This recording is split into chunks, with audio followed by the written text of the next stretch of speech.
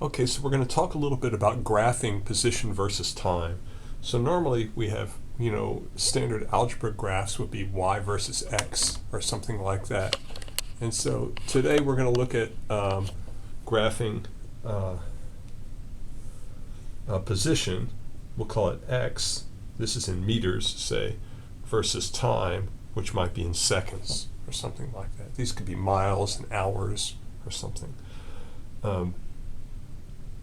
And so I'm just going to draw a few graphs here and we'll discuss them.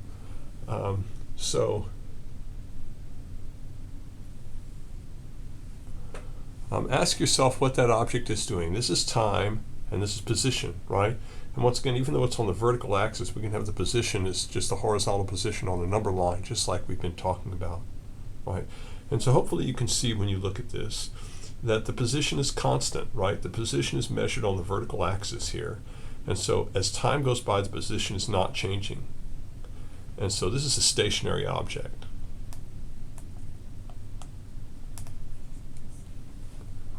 Right? And so now we can look at another object. Let's say this one. Right? Once again, here's my position in meters, and here's my time in seconds. Right, and so I can just, I'll do that, right? Once again, imagine that's a straight line with sort of a constant slope, right? Well, if we want to know what this object is doing, we can look at it at some time, say, if we had time intervals here.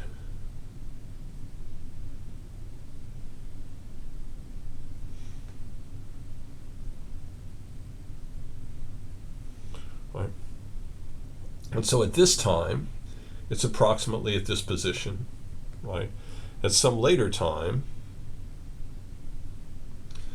it's at this position, say, something like that. And so here is x initial, and here is x final, and here is t initial, and here is t final. Right. And so we can actually calculate from this the change in position over the change in time. We know that the velocity is the change in position over the change in time. And so we can calculate, right? This is just x final minus x initial over t final minus t initial. Again, at time t1, it's at position x1, and at time t initial, ti, it's at position xi, x initial. At time t final, it's at position x final. Right. And so if you extend this line straight across here, this height here, this distance, is just x final minus x initial. Right. Similarly, this time difference here is t final minus t initial. Right. And so the velocity is this divided by this. It's this distance, delta x, over this time, delta t, over this time, right?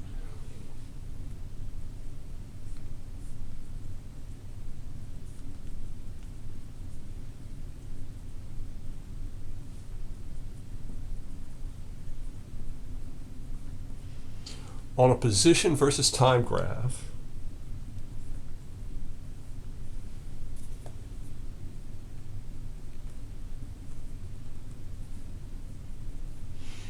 is the slope, right? Remember, the slope is the change in the vertical axis over the change in the horizontal, right? It's the rise over the run. That's the slope. And so in a position versus time graph, the slope is the velocity, or the velocity is the slope. What we know about a straight line, I don't mean horizontal like this one, a straight line, is the slope is the same everywhere. If you remember your algebra class, if I were to calculate the slope between these 2 points, the rise over the run is the same between any 2 points. It's the same between these 2 points, it's the same between these 2 points, it's the same between these 2 points. As long as the slope is constant, it's the same everywhere along the line. Right? If we were to redraw the line a little steeper, so I'll do that here. I'll try to kind of redraw that one, right? And then I'll draw a second object, and we can look at two times, say t initial and t final, right? And if I just go straight up, you can see that this object, we can call that delta x1 for object 1, right? And this is delta x2 for object 2. If this is the graph of one object's motion, and this is the graph of another object's motion, you can see in the same time, delta x2 is larger than delta x1. This object travels farther in the same amount of time. And so it's faster. Remember, as slope increases, right, its value gets larger. And so since the velocity is the slope, the velocity increases with the slope. And so the steeper your slope, the greater your velocity, right? I should have probably put t in seconds here and x in meters here. I'm just talking generally about graphs at this point, right? Similarly, or slightly differently, I can look at, I can have a graph that's going the other way, right? Again, here's my x in meters, and here's my time in seconds, right? And if I pick two times, I'm just picking two random times. Here's my t initial, and here's my t final, right? Hopefully you can see those. Again, this is my x initial, and here's my x final. Right, let me rewrite that. Now you can see, hopefully, that the velocity here, which is delta x over delta t, it's the change in position over the change in time, as it always is. It's x final minus x initial over t final minus t initial. Right. Well, now notice x final is less than x initial. Right. You might remember that this line has a negative slope. A small number minus a bigger number is going to give you a negative, and so I'll just say it's less than 0, right, or negative. So this will be an object that's traveling in the backward direction, say. If positive is to the right, this object is traveling to the left. Right? Its position is decreasing as time increases.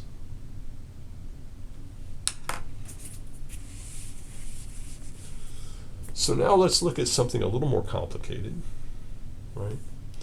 Here's a position versus time graph. And so ask yourself what this object is doing. Right? If this was a car, what would the car be doing? So you can pause it if you want. So we can look at just various parts of this graph and say, well, look, over here the slope is fairly steep, right? And so this car has a velocity that's the slope of this line. But notice as time goes by, the velocity gets less and less steep. That is, the slope gets less and less steep. When we're here, the slope is 0. X final and x, if I take 2 points on the horizontal part, the x final and the x initial are in the same spot, and so delta x over delta t is 0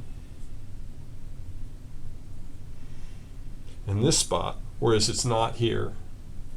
Right? The change in position over the change in time is the slope of this line, and it's not 0. And so this is a car, if you want to say it's a car, that's coming to a stop. It's an object that's stopping. And so a car might do this. This is pulling up to a stop sign. Right? It's going in the positive direction, and it slows to a stop. When we're talking about velocity,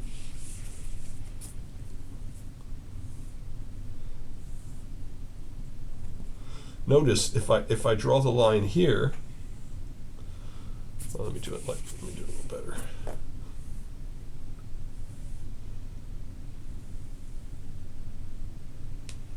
Here's my time in seconds, and here's my x in meters, say. Same thing. Notice even though the x is below the horizontal axis, and so that my position is negative, it doesn't matter. My slope is still positive. The slope is determined by you know, what the tilt is. If it's tilted in the upward direction as you're moving to the right, then it's a positive slope. And so this is still a car that's moving to the right, that's coming to a stop, right?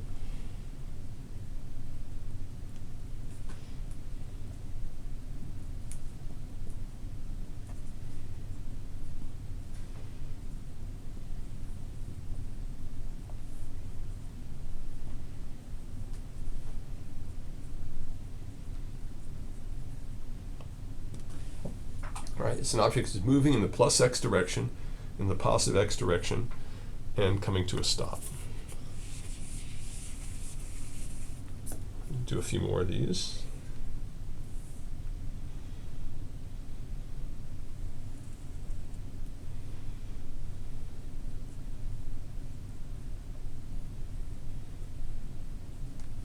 I don't really need the units here, since I'm not putting any hash marks on my axes. I'm not putting any numbers in. What's this object doing? So you can pause it and ask yourself that question, right? This is an object that at early times, its slope is going this way, right? If I take the slope at this point here, the slope is this way, and then over here it's this way, and then over here it's this way, and then over here it's horizontal like that. And so the slope is doing this. This is another object that's coming to a stop. When the slope is 0, horizontal, the velocity is 0, same as the slope. And so this is an object that's moving in a negative direction.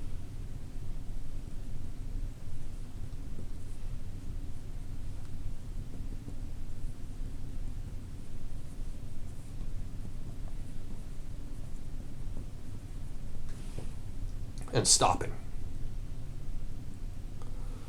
Right. What about this one?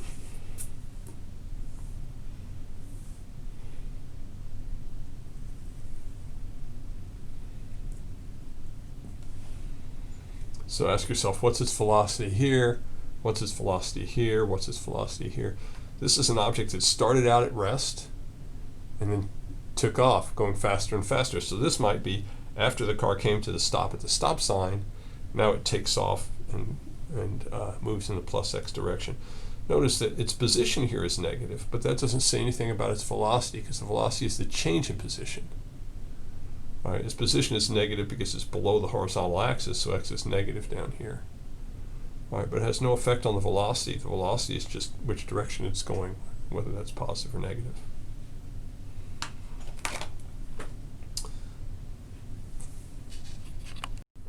So let's talk about the acceleration a little bit. We've talked about position, we've talked about velocity, and now we're going to talk about acceleration. Acceleration is defined as the acceleration is the change in velocity over the change in time. And so acceleration is related to velocity in the same way that velocity is related to position. Right? It's just the change in velocity over the change in time. Technically, these are vectors, which means they include direction, and we'll talk about that more as we go. This section is just on one dimension, and so we can say, look, the acceleration is v final minus v initial over t final minus t initial. And so we can do a simple calculation of this. We can say a car starts from rest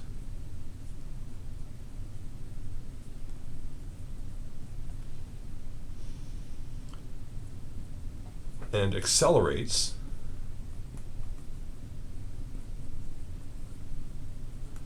to 30 meters per second in 5 seconds.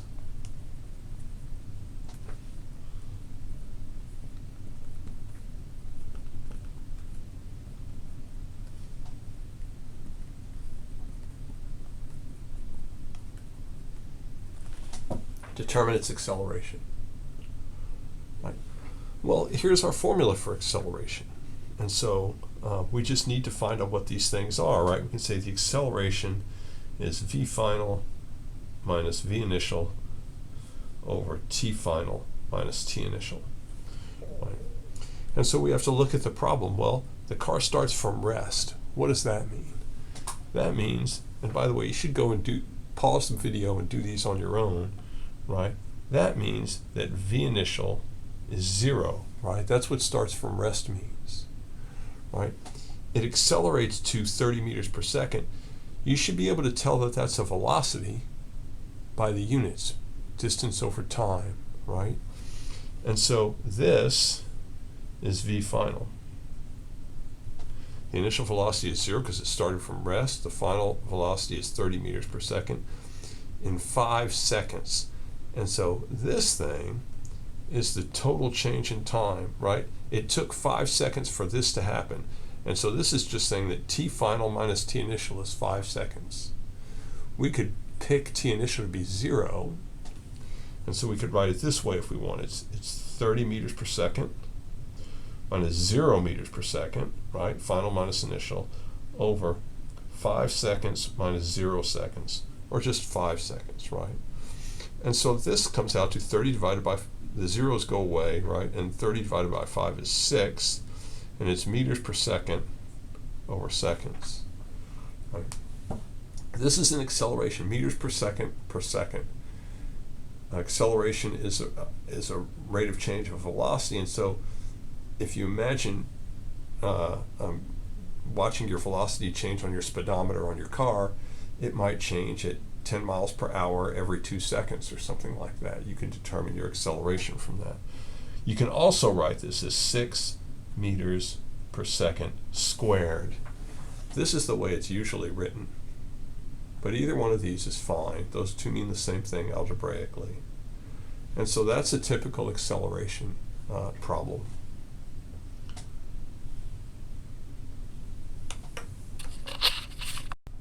So here's another one. A car accelerates from 20 meters per second to 40 meters per second in 8 seconds. Determine its acceleration. Again, the acceleration is the change in velocity over the change in time. That's so hopefully you can figure out that this is your initial velocity and this is your final velocity, right? And this is my change in time, how long it took. And so this is, this is 40 meters per second minus 20 meters per second over 8 seconds, which is 20 over 8 meters per second, which is 2.5 meters per second squared. Again, if I wanted to talk about dimensions, we know that the distance, the dimensions of velocity is length over time. So if I wanted to talk about dimensions, the dimensions of acceleration is length over time squared. So velocity is length over time. Acceleration is length over time squared. If I were to write units,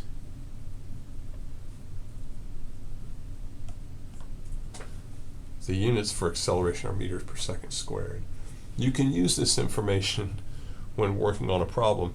If you just got this problem and you knew the dimensions but you couldn't remember this relationship, but you knew that acceleration was in meters per second squared, you would sort of know you'd have to take some of these velocities and divide it by the seconds to get meters per second squared. Often by understanding the dimensions and the units, you can help yourself solve a problem that you might be a little bit confused by.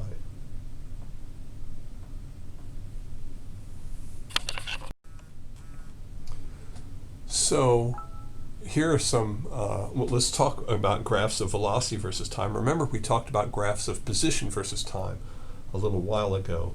And so I'm going to give you a graph that looks like this. This is velocity versus time, right? And so and this could be in seconds, and this could be in, say, meters per second, right, like that. And so hopefully you can see that since the line is horizontal, the vertical axis is constant, right? The value of its velocity is constant. And so this is an object traveling at a constant speed. If it's a car, it's just on the highway traveling at a constant speed. Notice if I was going to draw the position versus time for that one, it would look like this, where the slope is that value of v. So let's do another one. Here's another velocity versus time graph.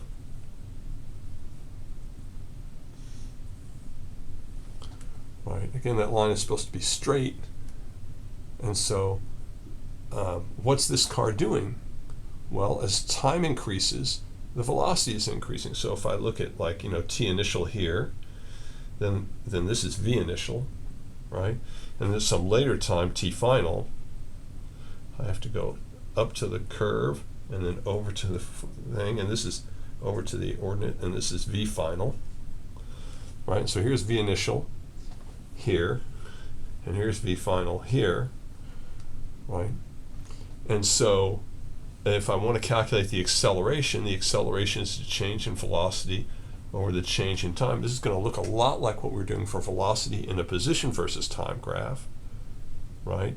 This is delta v, it's just v final minus v initial, and this is delta t, and that's t final minus t initial, right? And so this is just v final minus v initial over t final minus t initial.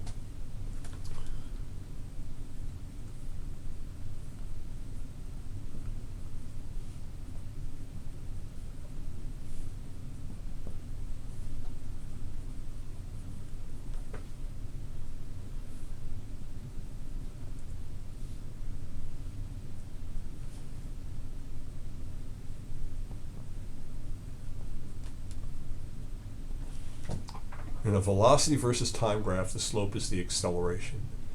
In a position versus time graph, the slope is the velocity. But in a velocity versus time graph, the slope, which is the change in velocity over the change in time, is the change in the ordinate over the change in the abscissa. That's velocity and time. That gives you the acceleration. So let's do a couple of more of these.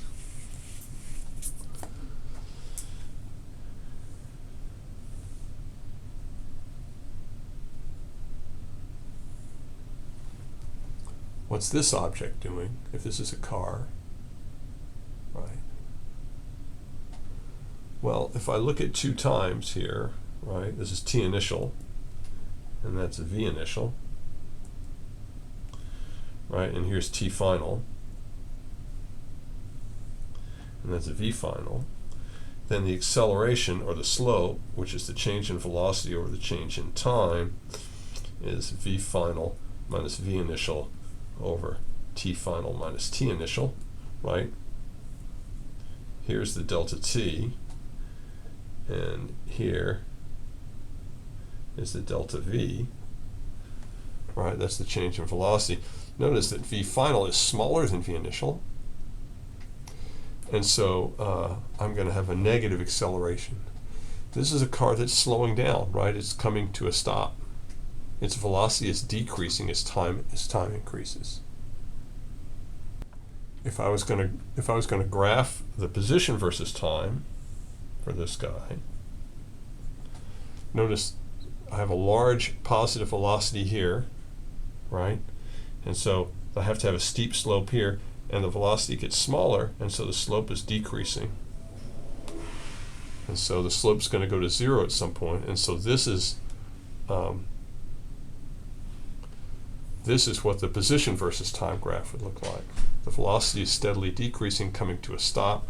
When this thing is horizontal, will be when this guy gets to 0 down here, say, like that.